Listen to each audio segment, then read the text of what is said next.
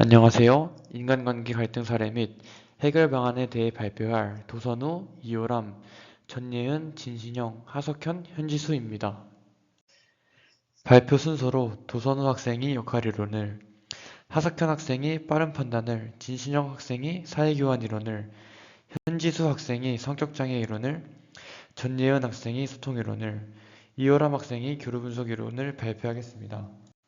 안녕하세요. 저는 도선우입니다. 제가 발표할 갈등 사례는 역할 이론의 사례입니다.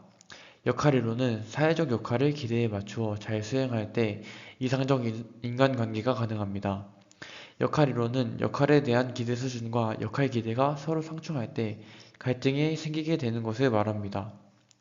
다음으로 제 갈등 사례를 말씀드리겠습니다. 대상은 고등학교 방송 동아리 선배이고 시기는 제가 고등학교 1학년의 시절인 2022년입니다. 갈등 내용은 선배께서 저에게 능동적인 태도로 역할에 임하기를 원하셨는데 제가 아무래도 학기 초이다 보니 수동적인 태도로 역할을 맡게 되어서 갈등이 생기게 되었습니다. 다음으로 갈등 진행 단계입니다.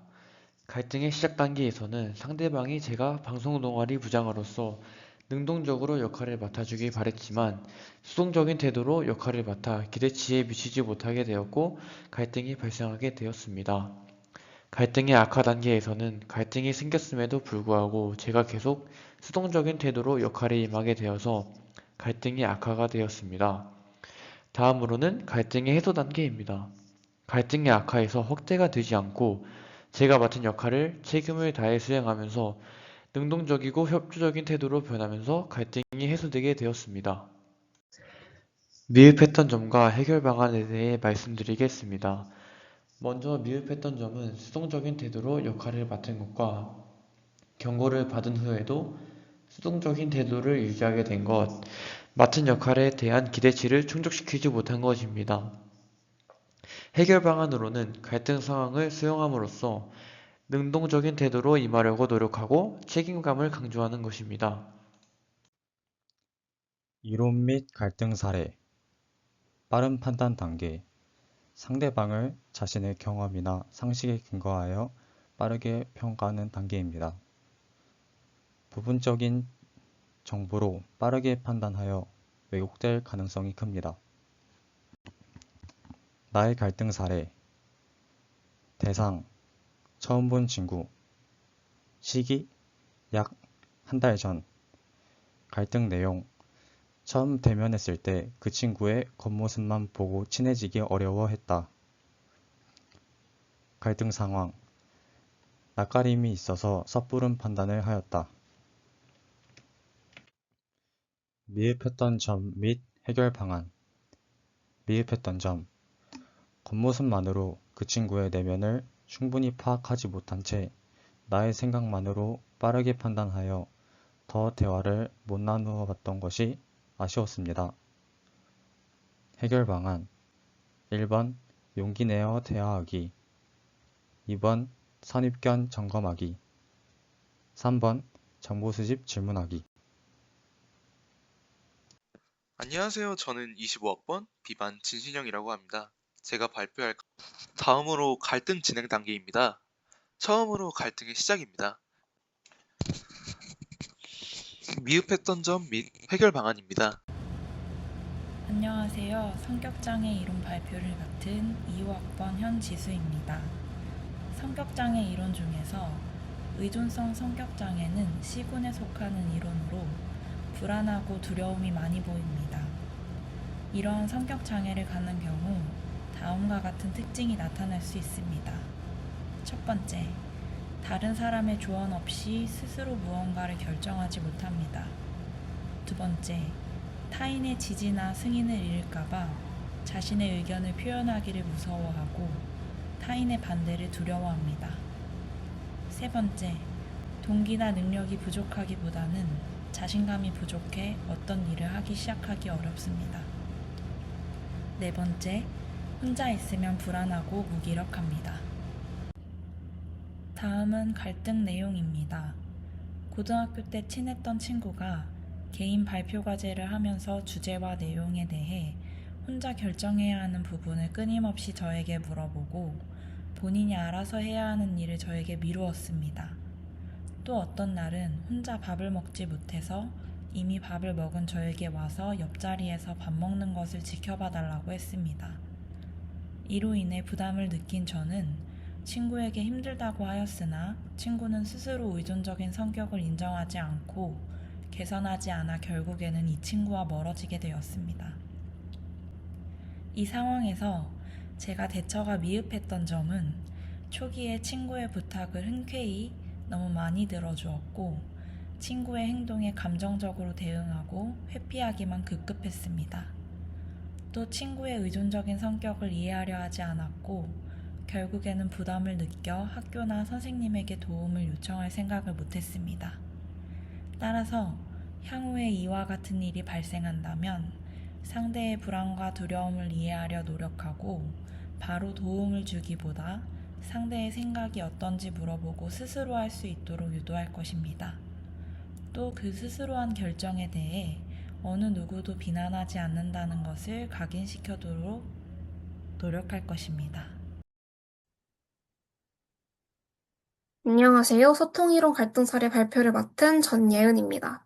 발표 시작하도록 하겠습니다. 제가 겪었던 갈등 사례는 제가 고등학교 3학년, 즉 작년 말에 수능이 끝난 후 친구들과 여행을 준비하는 과정에서 발생했습니다. 갈등 진행 단계를 설명드리면 먼저 친구들과 저는 여행 계획을 세우던 초반에 계획을 주도하던 친구를 중심으로 각자 가고 싶은 여행지를 제시하고 결정하기로 했습니다. 하지만 저희 모두 이 과정에서 서로의 의견을 충분히 배려하거나 혹은 경청하는 모습보다는 자신의 의견을 우선시하는 모습을 보였습니다. 그 결과 여행지 결정이 계속 미뤄지게 되었고 소통이 원활하지 않으면서 서로에게 서운한 점들이 계속 쌓이게 되었고 결국 여행 계획을 주도했던 친구가 크게 화를 내는 상황으로까지 발전하게 되었습니다. 이 갈등 상황에서 미흡했던 점은 함께 가는 여행인 만큼 모든 사람의 요구를 완벽히 충족시킬 수 없다는 점을 서로 인식하지 못했고 각자 자기 주장만 고수했던 것이었습니다. 또한 갈등이 발생한 후에 화가 난 친구에게 빠르게 사과하고 또 대화를 시도하지 못했으며 서로 눈치만 보다가 문제 해결이 지연되어서 오해가 더욱 깊어졌던 점도 아쉽게 다가왔습니다. 마지막으로 향후 갈등 해결 방안으로는 무엇보다 자신의 의견만 고집하는 것이 아니라 효율적인 언어적 의사소통의 방법 중 하나인 상대방의 이야기를 경청하고 이해하려는 노력이 필요하다고 생각했습니다. 또한 갈등 이후에는 대화를 회피하기보다는 먼저 물어봐주고 또 서로의 감정을 솔직하게 표현한 다음에 그 상황을 함께 해석하고 이해하는 과정이 필요하다고 느꼈습니다. 지금까지 발표를 들어주셔서 감사합니다. 교류 분석 이론은 인간의 자아 상태와 교류 방식에 의해 이해할 수 있는 이론이다. 자아 상태는 특정한 행동 경향성과 관련된 내적 상태를 이야기하고 교류 분석 이론의 교류는 인간관계에 있어서 각 개인의 자아 상태가 서로 상호작용하는 것을 이야기한다. 자아 상태는 부모 자아, 성인 자아, 아동 자아 세 가지로 구분되어 있다. 교류 분석 이론을 통한 갈등이 생기는 이유는 상황에 맞는 자아 상태가 형성되지 않을 때와 두 사람의 자아 상태가 서로 부딪힐 때 갈등이 생긴다.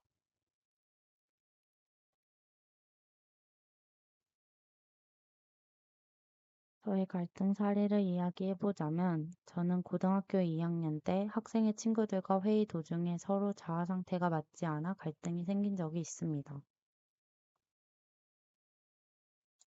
갈등 상황을 말해보자면 학생이 회의를 하고 나온 활동을 나는 바로 시작하기를 원하는 상황이었고 상대는 좀 더 계획을 세우고 시작하는 것을 원하는 상황이 생기면서 갈등이 발생하였습니다.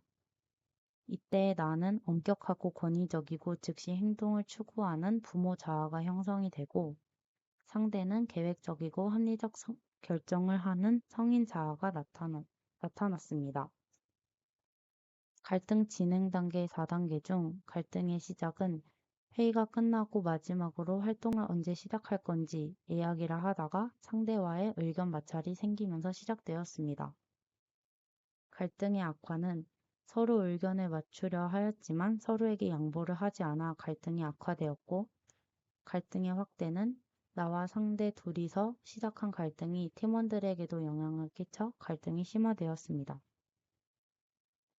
갈등의 해소는 팀원들이 각자의 의견을 자세히 들은 후 둘의 의견을 최대한 반영하기로 하여 갈등이 해소되었습니다. 대처 미흡한 점은 갈등이 시작되었을 때 서로의 의견을 좀 더 자세히 들어보려 노력하였다면 바로 해결되었을 것 같았습니다. 향후 해결 방안은 내가 다른 사람의 의견을 묻고 잘 경청해야 갈등이 생기지 않았을 것 같고, 상대방의 자아 상태를 고려하여 이야기하면 갈등이 생기지 않을 것 같았습니다. 소감에 대해 말씀드리겠습니다. 먼저 저는 제가 경험했던 갈등 사례를 다시 떠올려 보면서 그 시기에 다른 사람과 갈등했던 것이 스트레스로 다가왔는데 인간관계를 하면서 갈등은 필연적인 것이라고 깨닫게 되었습니다. 또한 갈등 상황을 해소하는 데 있어서 인간관계론에서 배운 내용을 바탕으로 갈등 상황을 수용하려고 노력하는 것이 중요하다고 느끼게 되었습니다. 하석현 학생의 소감으로 프로젝트를 준비하면서 빠른 판단에 대해 생각하며 상대를 있는 그대로 바라보는 태도의 중요성을 느끼게 되었고, 앞으로는 사람을 만날 때 열린 시선과 여유 있는 태도를 가지고 관계를 형성하겠다는 소감을 남겼습니다. 진신영 학생의 소감으로 비슷한 갈등 상황에서 서로 다른 해결 방안을 볼 수 있어서 흥미롭고 유익한 시간이었다고 소감을 남겼습니다. 현지수 학생의 소감으로는 조원들과 각자의 갈등 사례를 나눠보면서 갈등이 건강한 인간관계를 위해서는 꼭 필요한 것이라고 생각하셨고, 과거에 미흡했던 점을 생각해보고 앞으로 좋은 인간관계를 위한 방법을 생각해볼 수 있어서 좋았다고 말씀하셨습니다. 전예현 학생의 소감으로 자신이 경험한 갈등 상황을 떠올려보고 개선 방안을 다시 생각해보는 활동을 통해 주제가 더 기억에 남을 것 같다는 생각이 들었고, 갈등이 마무리된 이후에 그 상황을 다시 성찰해보는 시간을 가지지 못했는데 이번 기회로 다시 문제점을 찾고 앞으로는 어떻게 대처할 것인지 알아볼 수 있어서 정말 좋았다고 했습니다. 또한 이번에 배운 점들을 잘 간직하여 앞으로 갈등 상황을 슬기롭고 잘 헤쳐나갈 수 있도록 해야겠다고 소감을 남겼습니다.